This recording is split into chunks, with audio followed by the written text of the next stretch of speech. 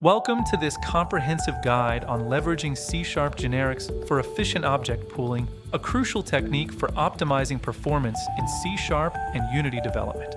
This tutorial will walk you through the fundamental concepts and practical implementation steps, ensuring you gain a solid understanding of how to apply these powerful programming paradigms to your projects. Object pooling is a design pattern that significantly enhances performance by reusing objects instead of constantly creating and destroying them. This process of instantiation and garbage collection can be incredibly resource-intensive, especially in applications that require a high volume of temporary objects. By maintaining a pool of ready-to-use objects, we can drastically reduce the overhead associated with memory allocation and deallocation, leading to smoother execution and a more responsive user experience. This approach is particularly beneficial in scenarios where many identical objects are frequently instantiated and discarded. Think about game development, for instance, where bullets, enemies, or visual effects like explosions are constantly appearing and disappearing. Without object pooling, each of these events would trigger a new object creation and subsequent destruction, leading to performance bottlenecks and potential frame rate drops. Object pooling provides an elegant solution to manage these dynamic elements efficiently. Generics in C# provide a powerful way to write flexible, reusable code that operates on different data types without sacrificing type safety or performance. This means you can design a single class or method that can work with various types, such as integers, strings, or custom game objects, without needing to write separate code for each type. Generics ensure that your code remains robust and type-checked at compile time, preventing common runtime errors. By combining object pooling with C# generics, we can create a highly adaptable and efficient pooling system capable of managing any type of object. This synergy allows us to build a single, generic object pool that can handle bullets, enemies, power-ups, or any other game entity, all while maintaining strong type safety and optimal performance.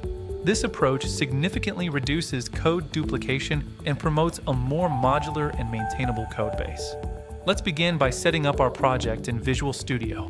We'll create a new C# class library to house our generic object pooling logic.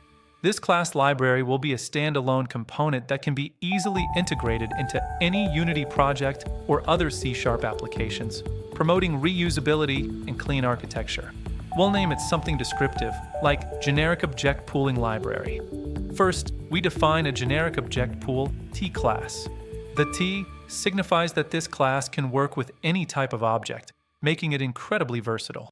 This generic type parameter T acts as a placeholder for the actual type that will be used when an instance of object pool is created, allowing our pooling logic to be applied universally without modification. Inside this class, we'll need AQT to store our available objects, ensuring a first-in, first-out retrieval mechanism. Additionally, we'll use a funcTDelegate, which will serve as our object factory, responsible for creating new instances of type T when the pool is empty and needs to expand. This delegate provides a flexible way to define how new objects are constructed, allowing for custom instantiation logic. The constructor for object pool T will take two essential parameters, the object factory delegate and an initial size.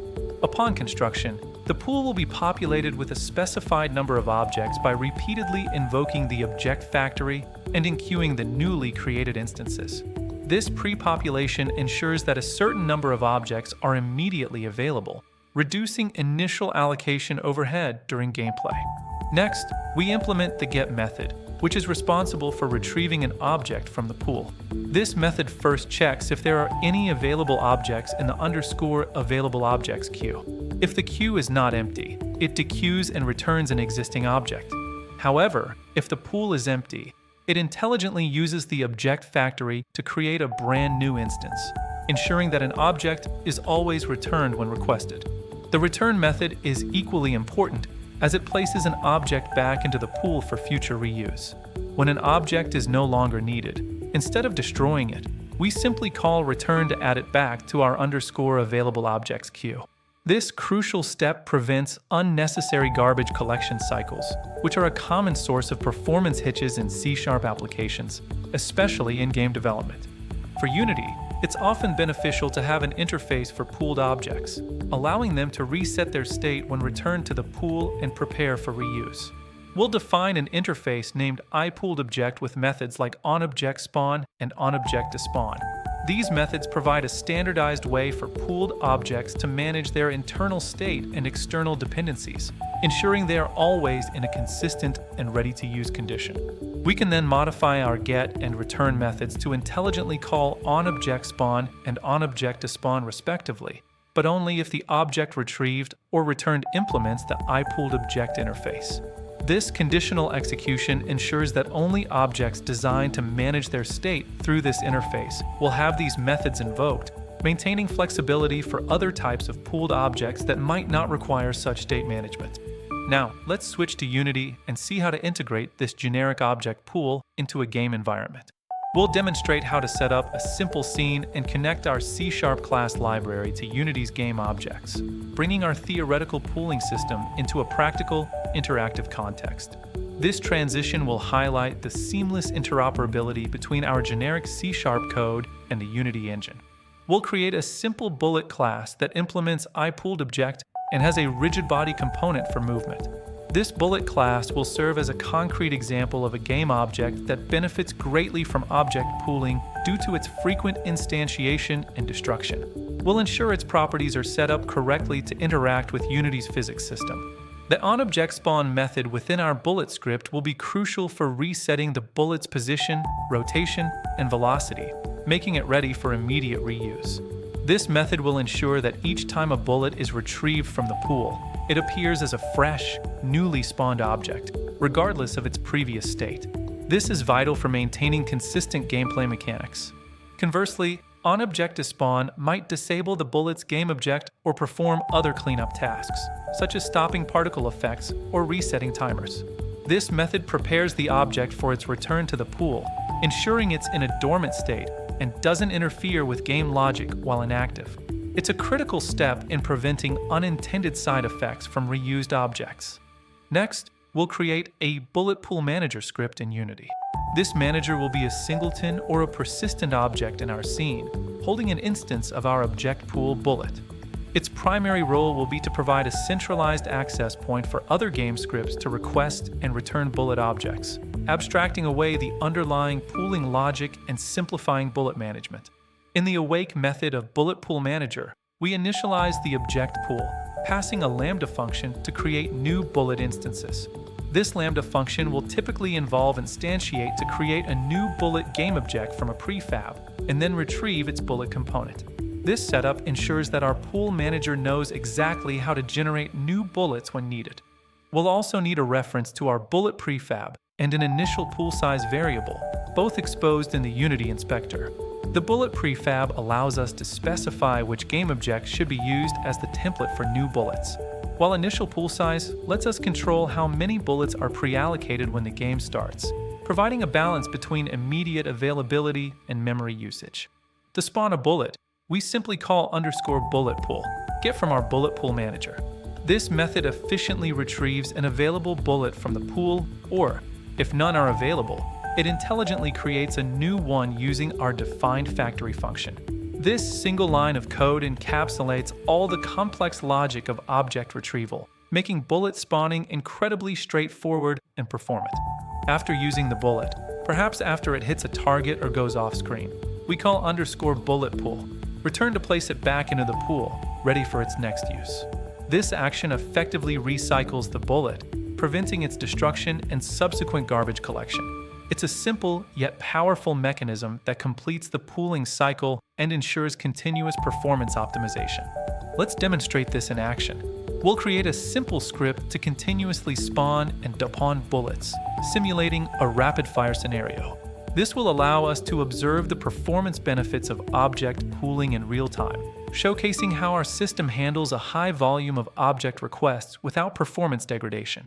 The bullet spawner will get a bullet from the pool, set its initial position and direction, and then return it after a short delay, simulating its flight path and eventual deactivation. This script will highlight the complete life cycle of a pooled object, from its retrieval and activation to its eventual return and deactivation, all managed seamlessly by our generic object pool. Observe the Unity profiler. Without pooling, you typically see frequent and significant spikes in memory allocation and garbage collection when creating and destroying many objects, especially in a fast-paced game. These spikes can lead to noticeable hitches and frame rate drops, negatively impacting the player experience. The profiler provides a clear visual representation of these performance bottlenecks. With object pooling implemented, these spikes are significantly reduced, leading to much smoother gameplay and better overall performance. The profiler will show a much flatter and more consistent memory and CPU usage graph, indicating that objects are being reused efficiently rather than constantly allocated and deallocated. This visual confirmation underscores the effectiveness of our generic object pooling system. A helpful tip: consider adding a clear method to your object pool to empty it completely. This can be particularly useful for scene transitions, game resets, or when you need to free up all pooled resources. Implementing a clear method provides greater control over the pool's life cycle and memory management, allowing for more dynamic resource handling. Another tip: for objects that need to be active in the scene, ensure GameObject that setActive is called an onObject spawn and GameObject the setActive in onObject to spawn. This explicit activation and deactivation of the GameObject is crucial for Unity, as it controls whether the object is rendered, receives events, and participates in physics simulations. Proper setActive calls are fundamental for correct pooled object behavior. You can extend this generic pool to handle different types of objects, like enemies or power-ups, simply by creating new object pool, enemy, or object pool, power-up instances. The beauty of generics is that the core pooling logic remains the same, allowing you to reuse your object pool T class for any type T that you need to manage, without writing redundant code. This generic approach minimizes code duplication and ensures a consistent, robust pooling mechanism across your entire project. By having a single, well-tested pooling solution, you reduce the chances of bugs and make your codebase easier to maintain and extend. It promotes a clean and efficient development workflow, allowing you to focus on game logic rather than repetitive object management. Remember, while object pooling is powerful, it's not a silver bullet. Use it strategically for objects that are frequently created and destroyed, such as projectiles, enemies, or visual effects. Applying pooling to every object in your game might introduce unnecessary complexity without significant performance gains, so it's important to identify the areas where it will have the most impact. For static or rarely instantiated objects, the overhead of pooling might outweigh the benefits. Always profile your application to identify bottlenecks and determine where object pooling will provide the most significant performance improvements. Data-driven optimization is key to building truly efficient and high-performing applications, ensuring you apply the right solution to the right problem. This concludes our detailed guide on implementing generic object pooling in C# for Unity. We hope this helps you build more performant and efficient applications, allowing you to create smoother and more engaging experiences for your users. Thank you for joining us on this journey to master a crucial optimization technique in game development.